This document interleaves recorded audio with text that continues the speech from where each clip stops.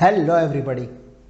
तो आज हम क्लास 10th का एक चैप्टर पढ़ने जा रहे हैं जिसका नाम है डायरी ऑफ एनी फ्रैंक। बहुत ही कमाल का चैप्टर है। वैसे पहले तो diary of Anne Frank, diary of young girl के नाम से ये एनी फ्रैंक की पूरी डायरी आपके सिलेबस में थी एज अ नॉवल, राइट। लेकिन यहाँ पर इस चैप्टर में इसका एक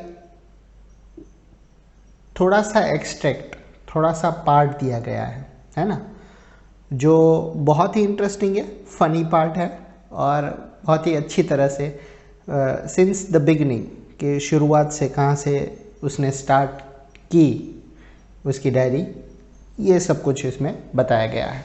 ठीक है। तो एनी फ्रैंक एक लिटिल जूइश गर्ल यानी कि एक यहूदी लड़की थी। वो डायरी लिखा करती थी। In her diary she gives a sensational account of her life, जिसे कहते हैं ना कि अपनी लाइफ का, अपने जीवन का एक रोमांचक वर्णन करती है। इस चैप्टर में उसकी डायरी के पहले कुछ पन्ने दिए गए हैं। इनमें वो बताती है कि उसने एक डायरी लिखने का मन कैसे बनाया था। ऐसा कोई नहीं था जिसके साथ वो अपने दिल की फीलिंग्स को शेयर कर सकती थी, इसलिए उसने एक डायरी रखने का मन बना लिया जिसमें वो अपने इनर मोस्ट फीलिंग, जिसे कहते हैं ना, वो अंतर्मन की सारी फीलिंग्स को वो लिख सके। सबसे पहले वो अपने पेरेंट्स और अपनी बड़ी बहन का एक ब्रीफ अकाउंट, जिसे कहते हैं ना कि उसके बारे में बताती है। फिर वो स्कूल में बिताए अपने दिनों का एक फ़नी इंसिडेंट शेयर करती है। वो बताती है कि वो किस तरह बहुत ही टॉकेटिव, बहुत ही बातें करने वाली लड़की हुआ करती थी। उसके टीचर ने उसे एक्स्ट्रा होमवर्क देकर उसे पनिशमेंट देने की कोशिश की। उसने उसे लिखने का एक ऐसे दिया था। एनी ने इस ऐसे लिखने को दिया था, उसे ह्यूमरस वर्स, जैसे एक मजाकिया कविता के रूप में लिखा था। टीचर इस पोएम, इस वर्स को पढ़कर बहुत खुश हुए। उसने एनी को अपनी क्लास में बात करने की आखिरकार इजाज़त दे दी थी कि तुम मेरी क्लास में बात कर सकती हो, है ना। चलिए देखते हैं। इस चैप्टर में एनी फ्रैंक अपने लाइफ के अर्ली ईयर्स यानी कि अपनी लाइफ के शुरुआती सालों के बारे में बताती हैं। वो इस बात को भी डिस्क्राइब करती हैं कि उसने एक डायरी लिखना शुरू करने का निर्णय क्यों किया। इस चैप्टर में उसकी डायरी के पहले कुछ पेजेस को दिया गया है। एनी फ्रैंक का जन्म 12 जून 1929 को फ्रैंकफर्ट यानी कि जर्मनी में हुआ था। उसकी एक बहन थी जो उससे 3 साल बड़ी थी। एनी के जो पेरेंट्स थे वो 1933 में हॉलैंड चले गए थे, हॉलैंड। दोनों बहनें जर्मनी में अपनी नानी के साथ रहती रही। फिर वो भी हॉलैंड में अपने माता पिता के साथ रहने चली गई। एनी ने हॉलैंड में एक नर्सरी स्कूल में जाना शुरू कर दिया। जब वो 6 साल की हुई, मतलब फर्स्ट स्टैंडर्ड में, तो वो एक दूसरी स्कूल में ज्वाइन हो गई। एनी 6th स्टैंडर्ड में पहुंच गई और उसकी नई टीचर जो थी मिसेस क्यूप्रस और एनी, उनकी बहुत बनती थी। दोनों का एक दूसरे के साथ डीपली अटैचमेंट उनका रहा था। एनी अपने माता पिता और अपनी बड़ी बहन के बारे में लिखती है। वो कहती है कि उनके पेरेंट्स और उनकी बड़ी बहन उससे बहुत प्यार करते थे। उसके लगभग 30, हाँ सही सुना आपने, 30 दोस्त थे। फिर भी वो इस दुनिया में अपने आप को हमेशा अकेला महसूस करती थी। एनी के पास ऐसा कोई नहीं था जिससे वो अपने दिल की डीपेस्ट फीलिंग को शेयर कर सके। इसलिए उसने एक फ्रेंड के रूप में एक डायरी रखने का डिसाइड कर लिया। उसने इस डायरी को किटी का नाम दिया था। किटी, जी हाँ। सैटरडे 20 जून 1942 को एनी ने अपनी डायरी में एक एंट्री की। ये एक लेटर के रूप में थी जो किटी को लिखा गया था। अपने लेटर में एनी को अपने क्लास के स्टूडेंट के बारे में बताती है। वो बताती है कि एनुअल रिजल्ट के टाइम स्टूडेंट्स कितने नर्वस थे। फिर वो अपने मैथ्स टीचर मिस्टर किजिंग के बारे में लिखती है। ये टीचर उसे क्लास में बात करने के कारण उसे पनिशमेंट दिया करते थे। वो उसे करने को एक्स्ट्रा होमवर्क भी दे दिया करते थे। एक बार टीचर ने एनी को एक चैटर बॉक्स, यानी कि जो बहुत बातें करता है जो व्यक्ति, उसके बारे में इस विषय पे, इस सब्जेक्ट के ऊपर ऐसे लिखने को कहा, निबंध। अगले दिन उसने उसे एन इनकॉरिएबल, जिसे अनकंट्रोलेबल कहते हैं ना, जिसका कोई इलाज ना हो, ऐसे चैटर बॉक्स के बारे में ऐसे लिखने को कहा। टीचर को एनी द्वारा लिखे गए इस ऐसे पसंद आए, लेकिन वो उसकी क्लास में बातें करने की आदत को और ज़्यादा टॉलरेट नहीं कर सके। अब उसने उसे लिखने के लिए एक अनयूजुअल ऐसे दिया। ऐसे का टाइटल था quack quack quack said mistress chatterbox, यानी कि का जिसे चैटरबॉक्स यानी कि बातूनी कहते हैं ना, औरत ने कहा। इसके बारे में आपको लिखना है। टीचर ने एनी पर मजाक करना चाहा था, लेकिन एनी ने ऐसे इस तरह से लिखा कि ये उसके ऊपर ही, टीचर के ऊपर ही मजाक बन गया। एनी ने ऐसे को एक पोएम के रूप में लिखा। इसमें एक डक मदर, जो लिखने का था ना टाइटल, क्वैक क्वैक क्वैक, इसमें एक डक मदर, एक स्वान फादर की कहानी थी। जो फादर था उसके 3 अपने डकलिंग्स यानी कि बच्चों को वो चोंच से काट काट कर मार देते हैं। हाँ, चूजे को मार देते हैं बहुत, क्योंकि वो बहुत ज़्यादा क्वैक क्वैक क्वैक करते थे। हाँ, सही पहचाना आपने। क्लियरली फादर स्वैन मिस्टर किजिंग को कंपेयर किया गया था और उसके डकलिंग्स यानी कि उसके बच्चे, क्लास में बेचारे बच्चे को कंपेयर किया गया था। लकीली मिस्टर किजिंग ने इस मजाक को मजाक में ही लिया। उसने वो पोएम दूसरी क्लासेस में भी पढ़कर सुनाई। अब उसने यानी कि मिस्टर किजिंग ने एनी को घर पर करने के लिए एक्स्ट्रा होमवर्क देना बंद कर दिया और एनी को क्लास में बोलने की इजाज़त दे दी गई। अब वो खुद भी बच्चों के साथ बहुत मजाक करते थे, है ना। तो ये थी एनी की स्टोरी। चलिए अब चैप्टर शुरू करते हैं। मेरे जैसी व्यक्ति के लिए एक डायरी में लिखना सचमुच एक स्ट्रेंज एक्सपीरियंस है। सिर्फ इसीलिए नहीं, मैंने इससे पहले कभी कुछ लिखा नहीं है, बल्कि इसलिए भी क्योंकि मुझे ऐसा लगता है कि बाद में ना मुझे और ना किसी और को एक 13 साल की स्कूल गर्ल के विचारों में क्या इंटरेस्ट होगा।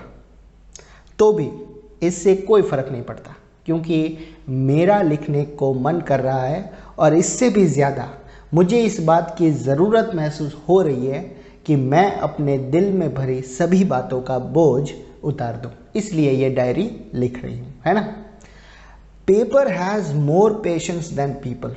स्टूडेंट, बहुत ही इम्पॉर्टेंट लाइन है ना। ये इम्पॉर्टेंट लाइन नंबर 1, इसके ऊपर आपको एग्जाम में पूछा जा सकता है। ध्यान से सुनिएगा। Paper has more patience than people. लोगों की कंपैरिजन में पेपर यानी कि कागज़ में ज़्यादा पेशेंस होते हैं, यानी कि धीरज होती है। वो ज़्यादा सहन कर सकते हैं, वो बातों को सीक्रेट रख सकते हैं, है ना।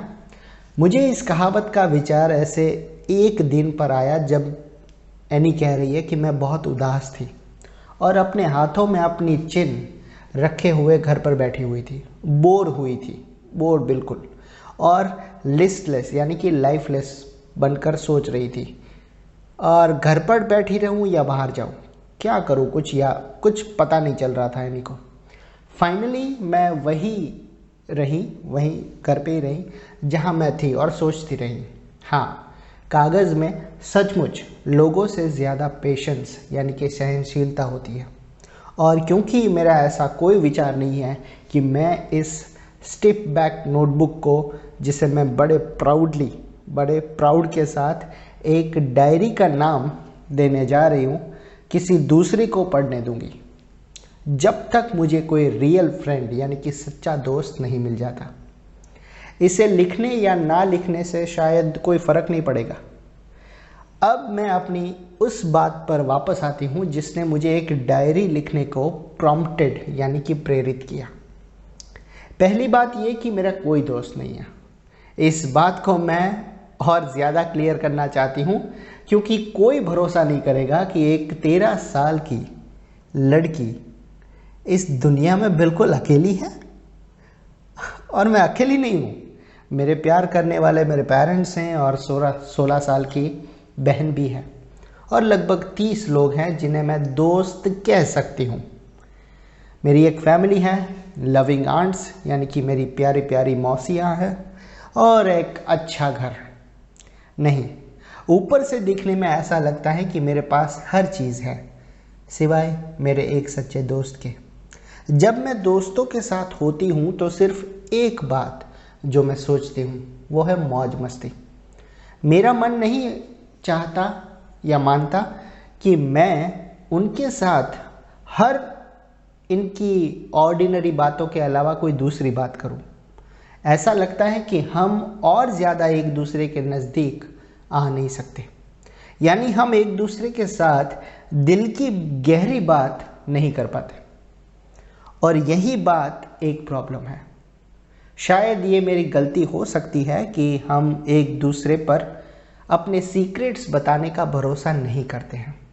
कुछ भी हो, इस वक्त सिचुएशन ऐसी है और अनफॉर्चुनेटली इसके बदलने की कोई पॉसिबिलिटी नहीं है। मतलब मेरे दोस्त हैं लेकिन एक भी सच्चा दोस्त नहीं है जिसके साथ मैं अपनी दिल की फीलिंग्स शेयर कर सकूं। इसी रीज़न से मैंने डायरी लिखनी शुरू कर दी है। अपने जिस दोस्त की मुझे बहुत देर से राह थी, अपनी इमेजिनेशन में उसकी इमेज को बढ़ाने के लिए इस डायरी में अपनी बातों को उस तरह ऊबड़ खाबड़ लिखना नहीं चाहती जैसे ज़्यादातर लोग करते हैं। लेकिन मैं चाहती हूँ कि यह डायरी मेरी दोस्त हो और इस दोस्त का नाम मैं किटी रखने लगी हूँ। किटी, हाँ, क्योंकि कोई भी व्यक्ति किटी को बताई गई मेरी बातों का एक भी वर्ड समझ नहीं पाएगा अगर मैं इन्हें तुरंत सीधा लिखना शुरू कर दूं। इसलिए बेहतर होगा अगर मैं अपनी लाइफ का एक ब्रीफ स्केच उन्हें प्रोवाइड कर दूं कि मेरी लाइफ कैसी है।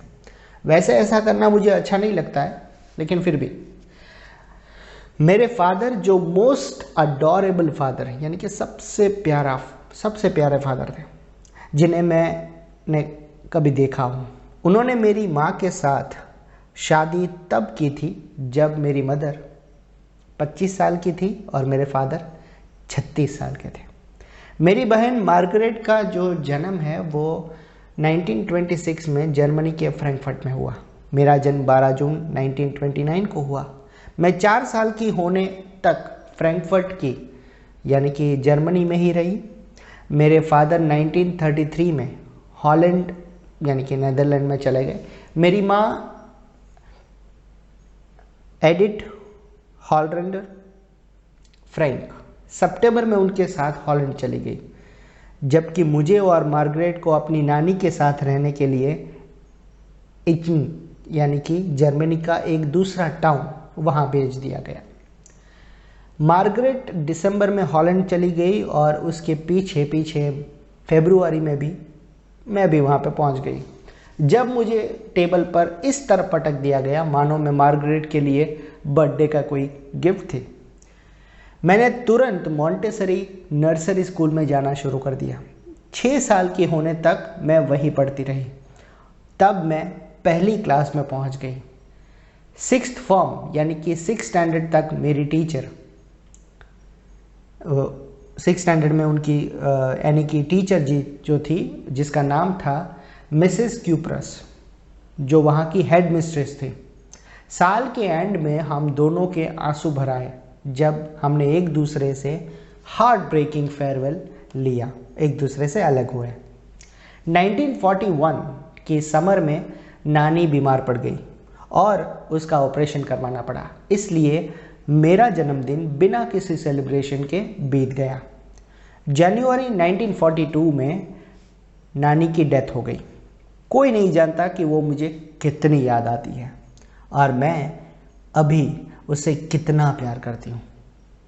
ऐसा डिसाइड हुआ कि 1942 के इस बर्थडे पर पिछले बर्थडे की कमी को पूरा कर दिया जाए और साथ में नानी माँ की कैंडल्स भी दूसरी कैंडल्स के साथ जला दी जाए। हम चारों अब भी अच्छी तरह से रह रहे हैं और इस तरह मैं आज की डेट 20 जून 1942 यानी कि एनी फ्रैंक की बर्थडे के बाद एक वीक के बाद ये वो डायरी लिख रही है। 1942 तक आ पहुंची हूँ जब मैं अपनी डायरी का सोलोमन डेडिकेशन, जिसे कहते हैं ना, एक सारी विधि के साथ वो इनॉग्रेशन करने जा रही हैं। सैटरडे 20 जून 1942। डियरेस्ट किटी, हमारी पूरी क्लास की टांगें कांप रही थी। ऑफ कोर्स इसका रीज़न वो आने वाली मीटिंग है जिसमें टीचर्स ने ये डिसाइड करना है कि कौन से स्टूडेंट नेक्स्ट क्लास में जाएंगे और कौन पीछे ही रखा जाएगा। आधी क्लास शर्त लगाने में लगी है। जीएन और मैं हमारे पीछे बैठे दो लड़कों के ऊपर हंस हंस कर हम पागल हो रही थी। सीएन और जैक्स पर, जिन्होंने हॉलीडेज़ के बचाए हुए पैसे, अपने पूरे पैसे दांव पर लगा दिए थे। सुबह से रात तक यही चलता रहा। तुम पास हो जाओगे, नहीं मैं नहीं होऊंगा, हाँ हाँ हो जाओगे, नहीं नहीं मैं नहीं होऊंगा। मेरे दोस्त की जो प्लीडिंग ग्लैंसेस हैं, यानी कि जो प्रार्थना भरी नज़रें हैं, और मेरे गुस्से से भरे वर्ड्स भी उन्हें खामोश नहीं कर पाते। अगर तुम मुझसे पूछो तो मैं कहूँगी कि हमारी क्लास में डमीज़ यानी कि नालायक इतने ज़्यादा हैं कि क्लास का एक क्वार्टर पीछे ही रखा जा सकता है, यानी फेल किया जा सकता है। लेकिन teacher are the most unpredictable creature on the earth. Student, ये मोस्ट इम्पॉर्टेंट लाइन नंबर 2 है ना, जो एग्जाम में पूछ सकते हैं।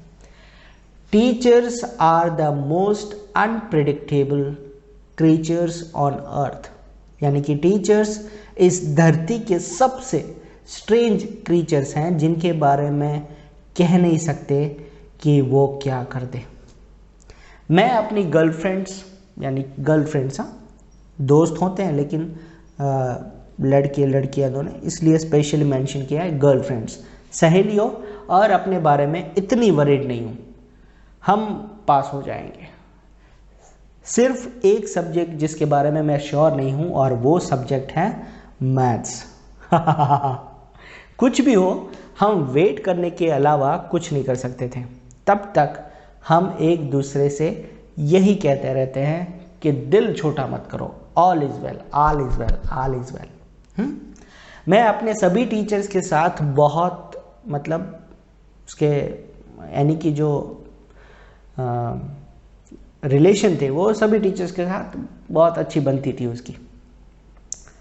वहाँ टोटल 9 टीचर्स थे, 7 मेन और 2 वुमेन। वो ओल्ड फॉगी यानी कि बूढ़ा घुसट जो मैथ्स पढ़ाता है, वो एजेस यानी कि कई युगों से मुझसे नाराज़ था क्योंकि मैं बहुत बातें करती थी। आफ्टर सेवरल वार्निंग्स, कई वार्निंग्स के बाद उसने मुझे पनिशमेंट में एक्स्ट्रा होमवर्क दे दिया। अ चैटर बॉक्स ने इस सब्जेक्ट पर लिखने को एक ऐसे, चैटर बॉक्स ये सब्जेक्ट था, उसके ऊपर एनी को एक निबंध, एक ऐसे लिखना था। इस तरह के सब्जेक्ट पर भला आप क्या लिख सकते हो, इसके बारे में मैं बाद में सोचूंगी। मैंने ऐसा निर्णय कर लिया। ऐसे के टाइटल को मैंने अपनी नोटबुक में लिखा, उसे अपनी बैग में ठोसा और खामोश बैठने की कोशिश की।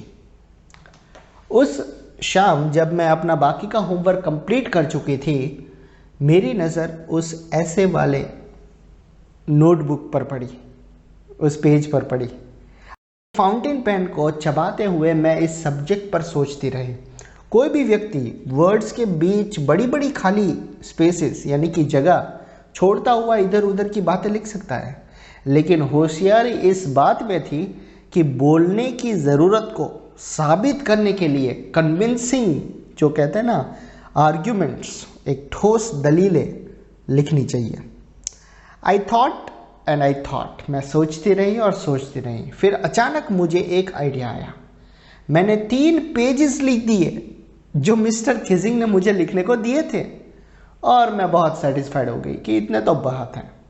मैंने ये आर्ग्यू किया कि talking is a students trait and that I would do my best to keep it under control. ये भी इम्पॉर्टेंट लाइन है। बातें करना एक विद्यार्थी की विशेषता होती है, ये तो टैलेंट है, स्किल है। ये भी लिखा कि इसे कंट्रोल में रखने का मैं पूरी कोशिश करूँगी, लेकिन मैं अपने आप को इस आदत से कभी ठीक नहीं पाऊंगी, क्योंकि मेरी माँ भी मेरी जितना ही बोलती थी। अगर मुझसे ज़्यादा नहीं हुआ तो आप इन इनहेरिटेड ट्रेड्स के बारे में ज़्यादा कुछ नहीं कर सकते जो मुझे विरासत में मिली है। तो आपको ब्लेम करना है कि तो मेरी मम्मी से करो, क्योंकि ये उसकी आदत है जो मेरे में आई है ना। मिस्टर किजिंग मेरी आर्ग्यूमेंट पर खूब हंसे, लेकिन जब मैं नेक्स्ट लेसन के दौरान फिर से बातें करने लगी तो उन्होंने मुझे लिखने को दूसरा एक ऐसे दे दिया।